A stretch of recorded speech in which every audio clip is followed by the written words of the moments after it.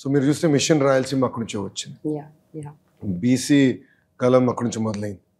So ఇట్లా వేరే subjects మీద నాకు ఇప్పుడు ఒక స్ట్రాంగ్ ఒపీనియన్ అనేది పాదయాత్ర తర్వాత ఏర్పడింది. నార్మల్లీ మనం ఒక చోటికి వెళ్తే ఒక సిచ్యువేషన్ చూస్తే అక్కడి నుంచి మనం ఎయిదర్ షాక్ అవుతాం, సర్ప్రైజ్ అవుతాం, ఒక్కోసారి వాట్ ఈస్ దిస్ అంటే how can it be so bad అని అనుకుంటాం. ఎస్పెషలీ ఒక పొలిటికల్ ఎరీనాలో ఉన్న మీరు, ఇప్పుడు ఎలక్షన్స్ రాబోతున్నాయి, ఇలాంటి ఒక సిచ్యువేషన్స్ చూసినప్పుడు something must have really shake in you. So what are those 1 or 2 things that really అంటే ఒక షేక్ చేసిన అంశం అంటే ఇలాంటి పరిస్థితి ఉందా, ఇంత దారుణంగా ఉందా, how come it went unnoticed అని మీకు అనిపించిన సందర్భం? లైక్ 2014లో మీరు గెలిచారు, అప్పుడు కూడా మీకు తెలియని విషయం, ఇప్పుడు తెలిసి మీరు షాక్ అయిన విషయం ఏంటది? ప్రెవలెన్స్ ఆఫ్ డ్రగ్స్ ఆంధ్ర రాష్ట్రంలో ఆల్మోస్ట్ ప్రతి గ్రామం, ప్రతి వీధికి గంజాయి వచ్చేసింది. గంజాయి వల్ల కుటుంబాలు ఎలా నాశనం అవుతున్నాయో నాకు అర్థమైంది. డ్రగ్స్ వల్ల ఎంతమంది ఆత్మహత్య చేసుకుంటున్నారో నేను తెలుసుకున్నా. ఎఫెక్టెడ్ కుటుంబాలని నేరుగా నేను కలిసాను. చంద్రగిరి నియోజకవర్గంలో తల్లి వచ్చి నేను కలిసింది. ఆమెకి 3 కూతుర్లు. పెద్ద అమ్మాయిని గంజాయికి అలవాటు చేసి శారీరకంగా ఈ డ్రగ్ పెడ్లర్స్ అధికార పార్టీ వాళ్ళు వాడుకున్నారు.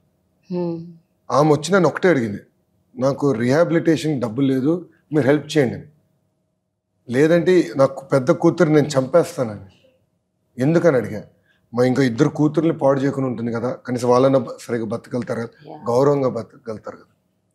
ఒక డాక్టర్ కలిశారు. ఆయన కుటుంబంలో డాక్టర్గా చదువుతున్న వ్యక్తి ఆత్మహత్య చేసుకున్నాడు. Because he got addicted to drugs, withdrawal symptoms వల్ల. సో డ్రగ్స్ ప్రాబ్లం ఈ స్థాయికి ఉందా అని. ఎక్కువ ఉంటుంది మన సమాజంలో. అర్బనే కాదు, జనం మనం మాట్లాడుకోము ఎందుకులే అనుకుంటాం, అర్బన్ అనుకుంటాం, కానీ గ్రామాల్లో కూడా ఉంది ఇప్పుడు. ప్లస్ రెండోది ఎవరు బయటకు చెప్పుకోరు, అందుకే మనకి ఇంపడదు. But our families are getting affected. మన కుటుంబంలో ఎవరో ఒక్కరు దానికి బానిసలుగా తయారవుతుంది. సో డ్రగ్స్ ప్రాబ్లం ఇంత ఉందా? పంజాబ్లో గురించి విన్నాం, సినిమాలు చూసాం. ఇప్పుడు ఆంధ్రప్రదేశ్లో కూడా ఇంత ప్రాబ్లం ఉందా అని నేరుగా నేను తెలుసుకున్నాను. సో అది ఫండమెంటల్గా నన్ను మూవ్ చేసింది.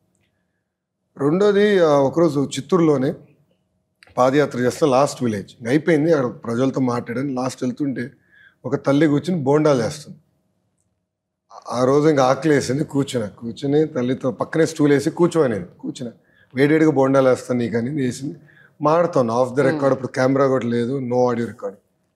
సో ఆమెను ఒకటి అడిగా, తల్లి మీరు ప్రభుత్వం నుంచి ఏం ఆశిస్తున్నారు నాకు చెప్పండి అమ్మా. అప్పుడు ఆమె అనింది, 30 సంవత్సరాల నుంచి నేను ఇక్కడనే కూర్చొని బోండాలు వేస్తున్నాను. రూపాయి నేను సేవ్ చేసి బిడ్డల్ని బాగా చదివించిన. 2 కొడుకులు, వాళ్ళు బాగా చదువుకున్నారు, ఉద్యోగాలు లేవు. సో నాకు మీరేం చేయాల్సిన అవసరం, నేను నా బతుకుతా, కానీ 2 బిడ్డలకు ఉద్యోగాలు వచ్చేటట్టు చెయ్యి, అది చేయి చాలు నాకు.